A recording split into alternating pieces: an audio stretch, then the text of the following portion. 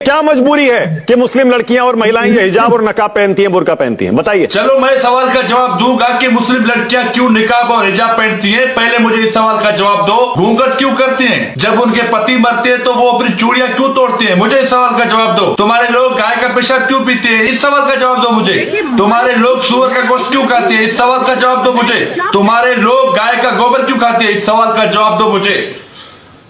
बड़े सवाल उठा रहे हो ना इस्लाम पर, मुस्लिमों पर बड़े सवाल उठा रहे हो। तुम्हारी औकात नहीं है, तुम्हारी औकात नहीं है जो मुस्लिमों पर इस्लाम पर सवाल उठाओ। पर्दा करना गैरतमंद लोगों की निशानी। चलो गैरत तो तुम में है नहीं, तुम तो हो नंगे लोग। नंगे लोग, नंगा होने में जो तुम्हें मजा आता है वो कपड़ों में और पर्दे में कहाँ है? तुम लोग कहते हो कि जब हम नंगा होकर घूम रहे हैं, हम नंगा होकर चल रहे हैं सड़कों पर, तो मुस्लिम भी ऐसे ही हमारी तरह नंगा होकर हमसे घुल मिल जाए। नहीं, ऐसा नहीं हो सकता। जिसके ज़बान पर कलमा है ना, उसमें गैरत होगी और वो तुम्हारे रक्षे कदम पर नहीं चलेगा, मरते दम तक नहीं चलेगा। हमारे यहाँ हिंदू है, हमने कभी किसी हिंदू से सवाल उठाया? कभी पाकिस्तान में कभी भी किसी हिंदू को टॉर्चर किया गया कि तुम्हारी औरतें क्यों घूंघट करती हैं? हम उनकी माँ बहनों को अपनी माँ बहन समझते हैं। हमने कभी ये नहीं सवाल उठाया कि तुम्हारी औरतें घूंघट क्यों करती हैं। सवाल हमारे पास भी बहुत है। तुम बुर्के पर सवाल उठाते हो, हिजाब पर सवाल उठाते हो, हलाला पे सवाल उठाते हो।